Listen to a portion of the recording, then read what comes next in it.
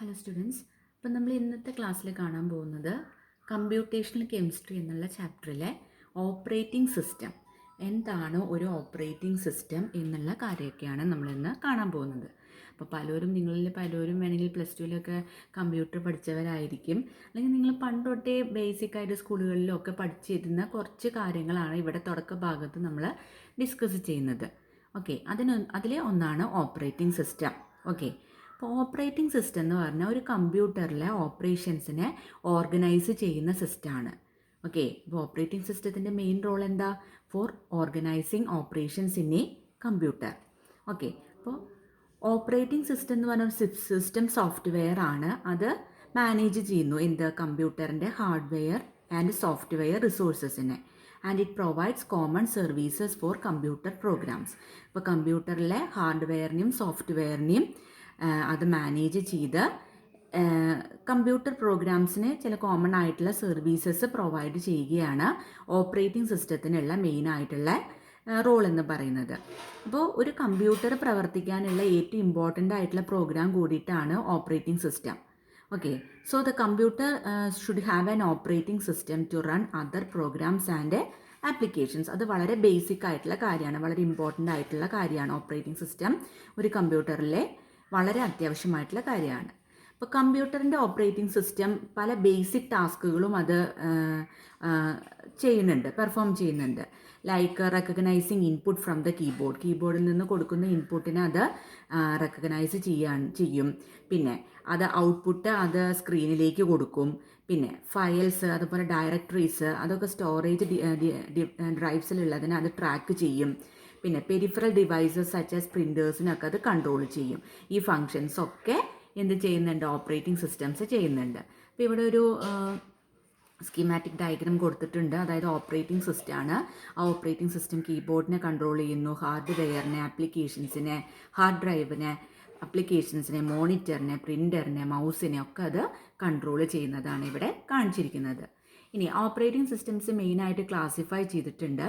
അത് main classification എന്ന് പറഞ്ഞാൽ multi user operating system, multi processing operating system, multi tasking operating system, multi reading operating system and real time operating system. അപ്പോൾ multi user operating system എന്ന് പറഞ്ഞാൽ രണ്ടോ അധികമോ യൂസേഴ്സിനെ പ്രോഗ്രാംസ് സെയിം ടൈമിൽ റൺ ചെയ്യാൻ പറ്റും.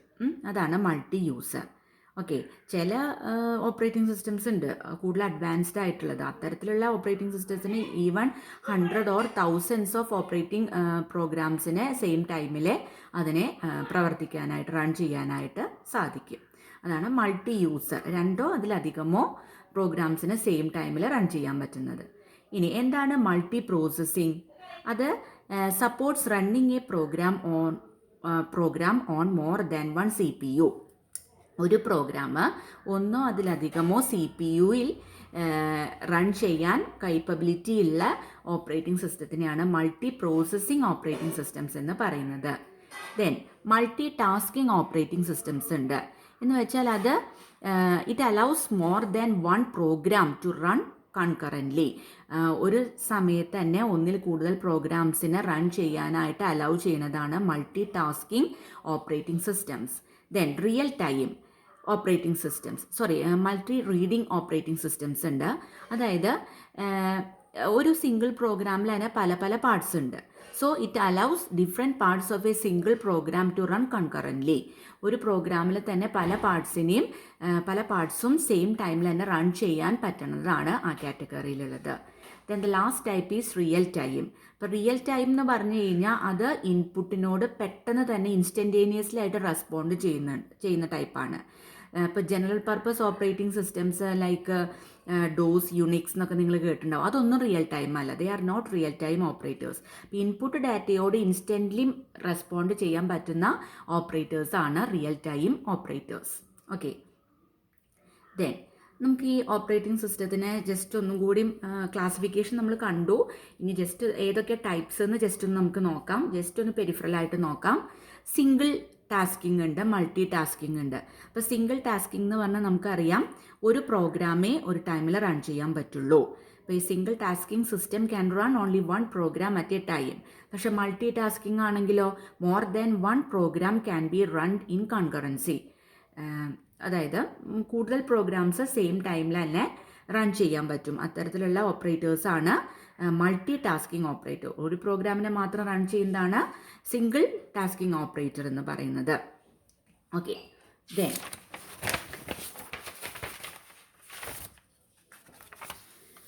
ദെൻ വേറെ ടൈപ്പാണ് single user and multi user. From the name itself we can analyse that single user എന്ന് പറഞ്ഞാൽ അതിനെ ഒരു യൂസറിന് മാത്രമേ അതിനെ ഓപ്പറേറ്റ് ചെയ്യാനായിട്ട് സാധിക്കുള്ളൂ.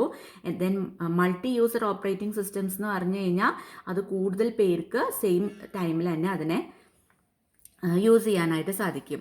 ഓക്കെ, ഇപ്പോൾ സിംഗിൾ മാത്രമല്ല, സിംഗിൾ യൂസർ ഓപ്പറേറ്റിംഗ് സിസ്റ്റത്തിനെ ഈ പല പല യൂസേഴ്സ് ഇപ്പോൾ അതിനെ യൂസ് ചെയ്താൽ പോലും അതിനെ ഡിസ്റ്റിങ്വിഷ് ചെയ്യാനുള്ള ഫെസിലിറ്റീസ് ഒന്നും ഉണ്ടാവില്ല. Okay, single user operating systems have no facilities to distinguish the different users, but may allow multiple programs to run in tandem. ഇപ്പോൾ ശരിക്കും ഒരു പ്രോഗ്രാമേ റൺ ചെയ്യണുള്ളൂ എങ്കിലും അതിനെ പല പ്രോഗ്രാംസ് ചിലപ്പോൾ റൺ ചെയ്യാൻ അത് സാധിച്ചാൽ പോലും അതിനെ ആരൊക്കെയാണ് അത് റൺ ചെയ്യുന്നത് എന്നുള്ളത് ഡിസ്റ്റിങ്വിഷ് ചെയ്യാനായിട്ട് പറ്റില്ല. ഓക്കെ, സിംഗിൾ യൂസറിന്. പക്ഷെ മൾട്ടിപ്പിൾ യൂസർ ഓപ്പറേറ്റിംഗ് സിസ്റ്റം ആയാലോ അതിനെ ഏതൊക്കെ യൂസേഴ്സാണ് അത് റൺ ചെയ്യുന്നതെന്നുള്ളത് ഡിഫറൻഷ്യേറ്റ് ചെയ്യാനായിട്ടൊക്കെ സാധിക്കും. So it can identify, it has the facilities to identify processes and resources. Okay, then distributor എന്ന് പറഞ്ഞൊരു കാറ്റഗറി ഉണ്ട്. അതായത് it manages a group of distinct computers and makes them to be a single computer. ഇപ്പോൾ പല പല കമ്പ്യൂട്ടറുകൾ തന്നെ manage ചെയ്ത് അതൊക്കെ ഒരു കമ്പ്യൂട്ടറിൽ കൂടെ തന്നെ നമുക്ക് കിട്ടുന്ന പോലെ, ഒരു കമ്പ്യൂട്ടറിൽ കൂടിയാണ് നമുക്കിത് കിട്ടുന്നതെന്ന് തോന്നിക്കുമാറ് ഓപ്പറേഷൻ നടത്താൻ പറ്റുന്നതാണ് distributed. So it manages, so distributed operators manages a group of distinct computers and makes them to appear to be a single computer. Then templated എന്നുണ്ട്. ടെംപ്ലേറ്റഡ് എന്നൊക്കെ പറഞ്ഞു കഴിഞ്ഞാൽ ഓപ്പറേറ്റിംഗ് സിസ്റ്റംസ് ഇപ്പോൾ ഡിസ്ട്രിബ്യൂട്ടഡ് അല്ലെങ്കിൽ ക്ലൗഡ് കമ്പ്യൂട്ടിംഗ് കോണ്ടെക്സ്റ്റ് എന്നൊക്കെ പറയും. അപ്പോൾ അതെന്താണെന്ന് വെച്ചാൽ templating refers to creating a single virtual machine image as a guest operating system. ഒരു ഗസ്റ്റ് ഓപ്പറേറ്റിംഗ് സിസ്റ്റം പോലത്തെ ഒരു ടെംപ്ലേറ്റ് എന്ന് പറഞ്ഞാൽ കുറച്ച് മോൾഡുകളാണ്. അപ്പോൾ അത് ഉപയോഗിച്ചിട്ട് ഒരു വെർച്വൽ മെഷീൻ ഇമേജ് ഒക്കെ ക്രിയേറ്റ് ചെയ്യാൻ പറ്റും. അതാണ് അവിടെ ഉദ്ദേശിക്കുന്നത്. ഓക്കെ, അപ്പോൾ അതിൽ ഡീപ്പായിട്ടൊന്നും പോകേണ്ട കാര്യമില്ല. Templating refers to creating just a single virtual machine image. Okay, അത്ര മനസ്സിലാക്കിയാൽ മതി. ദെൻ എംബഡഡ് ഓപ്പറേറ്റിംഗ് സിസ്റ്റംസ് എന്ന് പറഞ്ഞാൽ അത് കമ്പ്യൂട്ടറിൽ ഡിസൈൻ ചെയ്തിട്ടുള്ളതാണ്. എംബഡഡ് കമ്പ്യൂട്ടർ സിസ്റ്റംസിൽ യൂസ് ചെയ്യാൻ പറ്റുന്നതാണ്. ഓക്കെ, അത് വളരെ കോമ്പാക്റ്റ് ആയിരിക്കും, എക്സ്ട്രീംലി എഫിഷ്യൻറ്റ് ബൈ ഡിസൈൻ. അതിൻ്റെ ഡിസൈനിങ് കൊണ്ടൊക്കെ അത് എക്സ്ട്രീംലി എഫിഷ്യൻ്റ് ആയിട്ടുള്ളതാണ് embedded operating systems. Then real time operating system, അതായത് it allows to process events or data by a specific moment in time. അതായത് റിയൽ ടൈം ഓപ്പറേറ്റിംഗ് സിസ്റ്റം എന്ന് പറഞ്ഞാൽ ചിലപ്പോൾ അത് സിംഗിൾ ടാസ്കിങ് ആയിരിക്കും, ചിലപ്പോൾ അത് മൾട്ടി ടാസ്കിങ് ആയിരിക്കും. പക്ഷേ ഇപ്പോൾ മൾട്ടി ടാസ്കിങ് ആണെങ്കിൽ അത് സ്പെഷ്യലൈസ്ഡ് ആയിട്ടുള്ള അൽഗോരിതംസ് ഒക്കെ യൂസ് ചെയ്തിട്ടായിരിക്കും അച്ചീവ് ചെയ്യാനായിട്ട് സാധിക്കുക. അതാണ് real time. So real time എന്ന് പറഞ്ഞു കഴിഞ്ഞാൽ ഇപ്പോൾ ഈവൻസോ അല്ലെങ്കിൽ ഡാറ്റേനെയൊക്കെ അത് പ്രോസസ്സ് ചെയ്യും by a specific moment in time. ഒരു സ്പെസിഫിക് മൊമെൻറ്റ് ഉപയോഗിച്ചിട്ടാണ് ആ ടൈം ഉപയോഗിച്ചിട്ടാണ് അത് ഇതിനൊക്കെ പ്രോസസ്സ് ചെയ്യുന്നത്. ഇപ്പോൾ നമുക്ക് ഇപ്പോൾ കെമിസ്ട്രി പഠിക്കുന്ന ഒരാൾക്ക് ഇതൊക്കെ വായിക്കുമ്പോൾ ഏകദേശം ഒരുപോലെ ആയിരിക്കും. പക്ഷേ കമ്പ്യൂട്ടർ വൈസ് കൂടുതലായിട്ട് അറിയുന്ന ആൾക്കാർക്ക് അത് കൂടുതലായിട്ട് ഡിസ്റ്റിങ്വിഷ് ചെയ്യാനായിട്ട് സാധിക്കും. ഓക്കെ, അപ്പം മെയിനായിട്ട് 3 പോപ്പുലർ ഓപ്പറേറ്റിംഗ് സിസ്റ്റംസ് ആണ് പേഴ്സണൽ പർപ്പസസിനും അതുപോലെ ബിസിനസ്സിനും ഒക്കെ ആയിട്ട് ഉപയോഗിക്കുന്നത്.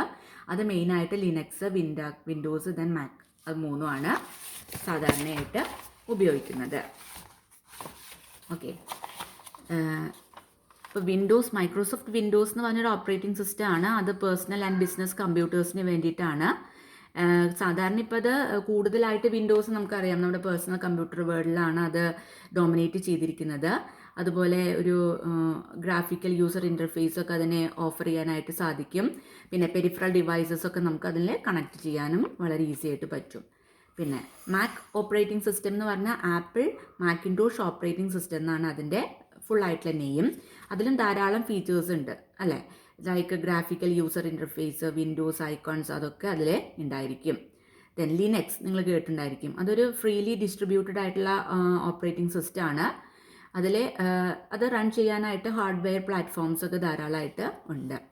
അപ്പോൾ എന്താണ് ഒരു പ്രോഗ്രാമിംഗ് ലാംഗ്വേജ് എന്ന് പറഞ്ഞു കഴിഞ്ഞാൽ നമുക്ക് പറയാം, പ്രോഗ്രാമിംഗ് ലാംഗ്വേജ് എന്ന് പറഞ്ഞാൽ set of instructions that are given to computer as input to get an output. ഒരു സെറ്റ് ഓഫ് ഇൻസ്ട്രക്ഷൻസ്, ഒരു അൽഗോരിതം പോലത്തെ ഒരു സെറ്റ് ഓഫ് ഇൻസ്ട്രക്ഷൻസ് നമ്മൾ കമ്പ്യൂട്ടറിലേക്ക് കൊടുക്കുകയാണ്. അപ്പോൾ അത് കൊടുത്തു കഴിഞ്ഞാൽ അത് ഇൻപുട്ടായിട്ടാണ് നമ്മൾ കൊടുക്കുന്നത്. അപ്പോൾ അത് നമുക്ക് എന്ത് കിട്ടും? ഔട്ട്പുട്ട് ഡാറ്റ കിട്ടുന്നു. അപ്പോൾ പ്രോഗ്രാമിംഗ് ലാംഗ്വേജസ് ഒക്കെ കമ്പ്യൂട്ടർ പ്രോഗ്രാമിങ്ങിനെ നമ്മൾ യൂസ് ചെയ്യുന്നുണ്ട്. ഇപ്പോൾ പ്രോഗ്രാംസ്, ഇപ്പോൾ കമ്പ്യൂട്ടറിന് സാധാരണ മെഷീൻ ലാംഗ്വേജ് ആണ് അറിയുള്ളൂ അല്ലേ. അപ്പോൾ പ്രോഗ്രാംസ് വേണമെങ്കിൽ മെഷീൻ ലാംഗ്വേജിൽ റിട്ടേൺ ചെയ്തിട്ട് programmer rights each instruction in the numeric form the hardware can execute directly. Okay, ഇപ്പോൾ പ്രോഗ്രാമർ മെഷീൻ ലാംഗ്വേജിലാണ് എഴുതുന്നതെങ്കിൽ അത് കമ്പ്യൂട്ടർ ഹാർഡ്വെയറിന് ഈസി ആയിട്ട് അതിനെ റെക്കഗ്നൈസ് ചെയ്യാനായിട്ട് സാധിക്കും. പക്ഷേ ഇപ്പോൾ സാധാരണ നമ്മുടെ ലാംഗ്വേജിലാണെങ്കിൽ first it should be converted to this machine language and then it is interpreted by the computer. Okay, ഇപ്പോൾ മെഷീൻ ലാംഗ്വേജസ് സാധാരണ ഫസ്റ്റ് ജനറേഷൻ പ്രോഗ്രാമിംഗ് ലാംഗ്വേജ് എന്നാണ് പറയുന്നത്. പിന്നീടാണ് സെക്കൻഡ് ജനറേഷൻ പ്രോഗ്രാമിംഗ് ലാംഗ്വേജസ് വന്നത്. So the second generation programming languages makes the program much more human readable and relieved the programmer of tedious and error prone address calculations. അതായത് first generation എന്ന് പറയുന്നത് കൂടുതൽ machine language പോലെയായിരുന്നു. അപ്പോൾ അത് നമുക്കൊക്കെ സാധാരണക്കാർക്ക് മനസ്സിലാക്കാനായിട്ട്, കമ്പ്യൂട്ടർ പ്രോഗ്രാമേഴ്സിന് മനസ്സിലാക്കാനായിട്ട് കുറച്ച് ബുദ്ധിമുട്ടായിരുന്നു. പക്ഷേ സെക്കൻഡ് ജനറേഷൻ പ്രോഗ്രാമിംഗ് ലാംഗ്വേജസ് വന്നതോടുകൂടി അത്തരത്തിലുള്ള പ്രോഗ്രാംസ് ഹ്യൂമൻ റീഡബിളിനൊക്കെ കൂടുതലായിട്ട് ഈസി ആയി തുടങ്ങി. അപ്പോൾ ഈ പ്രോഗ്രാമേഴ്സിനൊക്കെ ടീഡിയസ് ആയിട്ടുള്ള പ്രോഗ്രാംസ് ഉണ്ടാക്കാനുള്ള ആ ബുദ്ധിമുട്ടൊക്കെ കുറച്ച് കുറഞ്ഞു. ഓക്കെ, പിന്നെ അതിനുശേഷമാണ് ഹൈ ലെവൽ പ്രോഗ്രാമിംഗ് ലാംഗ്വേജസ് അല്ലെങ്കിൽ തേർഡ് ജനറേഷൻ പ്രോഗ്രാമിംഗ് ലാംഗ്വേജസ്, അത് ഏകദേശം 1950s അതൊക്കെ വരുന്നത്. അപ്പോൾ പ്രോഗ്രാമിംഗ് ലാംഗ്വേജ് എന്ന് പറഞ്ഞാൽ a vocabulary or a set of grammatical rules for instructing a computer to perform specific task. Specific ടാസ്കുകൾ പെർഫോം ചെയ്യാൻ വേണ്ടി കമ്പ്യൂട്ടറിന് കൊടുക്കുന്ന ഗ്രാമാറ്റിക്കൽ റൂൾസ്, അതിനെയാണ് for doing a specific task, അതിനെയാണ് പ്രോഗ്രാമിംഗ് ലാംഗ്വേജ് എന്ന് പറയുന്നത്. അപ്പോൾ പ്രോഗ്രാമിംഗ് ലാംഗ്വേജ് ഉപയോഗിച്ചിട്ടാണ് കമ്പ്യൂട്ടർ പ്രോഗ്രാംസൊക്കെ ക്രിയേറ്റ് ചെയ്യുന്നത്. ഇപ്പോൾ പ്രോഗ്രാമിംഗ് ലാംഗ്വേജ് എന്ന് പറഞ്ഞാൽ ഇപ്പോൾ തേർഡ് ജനറേഷനും കൂടി വന്നു കഴിഞ്ഞല്ലോ, അതൊക്കെ കുറേ മുമ്പ് 1950s തന്നെ വന്നു. അപ്പോൾ പ്രോഗ്രാമിംഗ് ലാംഗ്വേജസ് യൂഷ്വലി റെഫർ ചെയ്യുന്നത് ഹൈ ലെവൽ ലാംഗ്വേജസിനെയാണ്, such as the BASIC, C++, COBOL, FORTRAN, Pascal, അങ്ങനെയൊക്കെ നിങ്ങൾ കേട്ടിട്ടുണ്ടായിരിക്കും അല്ലേ. അപ്പോൾ അത്തരത്തിലുള്ള ഹൈ ലെവൽ ലാംഗ്വേജസ് ആണ് ഇപ്പോൾ നോർമലി പ്രോഗ്രാമിംഗ് ലാംഗ്വേജസ് എന്ന് പറയുന്നത് റെഫർ ചെയ്യുന്നത്. So this programming language usually refers to high level languages such as basic, C++, COBOL, FORTRAN, Pascal, ADA, അങ്ങനെ പല പല പ്രോഗ്രാമിംഗ് ലാംഗ്വേജസും ഉണ്ട്. ദെൻ അപ്പോൾ നമ്മുടെ ലാംഗ്വേജ്, നമ്മൾ ഉപയോഗിക്കുന്ന ലാംഗ്വേജ് ഫസ്റ്റ് തന്നെ എന്ത് ചെയ്യണം? മെഷീൻ ലാംഗ്വേജ് ആക്കി മാറ്റണം. അപ്പോൾ അതിനെ രണ്ട് തരത്തിൽ അത് ചെയ്യാം. It can be do by compiling the program and interpreting the program. അപ്പോൾ കമ്പൈലർ എന്ന് പറഞ്ഞാൽ എന്താണ്? ഒരു അപ്പോൾ നമ്മുടെ ലാംഗ്വേജ്, അവർ ലാംഗ്വേജ് മെഷീൻ ലാംഗ്വേജ് ആക്കി മാറ്റാനുള്ളതാണ് first to compile it and to interpret it. So a compiler reads the whole source code and translates it to the complete machine code program to perform the required task, which is output as a new file. അപ്പോൾ compiler എന്ന് പറഞ്ഞാൽ സാധാരണ ആ source, ഡാറ്റയുടെ ആ സോഴ്സിനെ read ചെയ്ത് അത് machine കോഡാക്കി മാറ്റുന്നു. അപ്പോൾ എന്നിട്ട് അത് റിക്വയേർഡ് ആയിട്ടുള്ള പ്രോഗ്രാംസൊക്കെ എക്സിക്യൂട്ട് ചെയ്ത് ആ പ്രോഗ്രാമിൻ്റെ റിസൾട്ടായിട്ട് നമുക്ക് ഔട്ട്പുട്ടായിട്ടൊരു ന്യൂ ഫയൽ കിട്ടുകയാണ് ചെയ്യുന്നത്. ഓക്കെ, അതുപോലെ ഇൻ്റർപ്രറ്റർ എന്ന് പറഞ്ഞത് ഒരു പ്രോഗ്രാം തന്നെയാണ്. That is executes instructions written in high level language. High level ലാംഗ്വേജിൽ റിട്ടൺ ആയിട്ടുള്ള ഇൻസ്ട്രക്ഷൻസിനെ എക്സിക്യൂട്ട് ചെയ്യുന്ന ഒരു പ്രോഗ്രാമാണ് ഇൻ്റർപ്രറ്റർ എന്ന് പറയുന്നത്.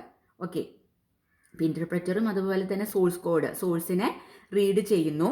One instruction or line at a time. അപ്പോൾ കമ്പൈലർ എന്ന് പറഞ്ഞാൽ മൊത്തമായിട്ട് അതിനെ സോഴ്സിനെ മൊത്തമായിട്ട് ട്രാൻസ്ലേറ്റ് ചെയ്തിട്ട് മെഷീൻ കോഡാക്കി മാറ്റാനായിട്ട് കമ്പൈലറിന് പറ്റുന്നു. എന്നാൽ ഇൻ്റർപ്രറ്ററിനാണെങ്കിൽ അത് ഒരു ഇൻസ്ട്രക്ഷനോ അല്ലെങ്കിൽ ഒരു ലൈനോ അറ്റ് എ ടൈം അതിനെ മെഷീൻ ലാംഗ്വേജ് ആക്കി മാറ്റാനായിട്ട് സാധിക്കുള്ളൂ. ഓക്കെ, അപ്പോൾ compiler can translate the whole source code into the machine code. Okay, at the same time, ഒരു ടൈമിൽ തന്നെ കമ്പൈലറിനെ എല്ലാ സോഴ്സ് കോഡിനെയും നമ്മൾ കൊടുക്കുന്ന സോഴ്സിനെയും മെഷീൻ കോഡാക്കിയിട്ട് മാറ്റാനായിട്ട് സാധിക്കുന്നു.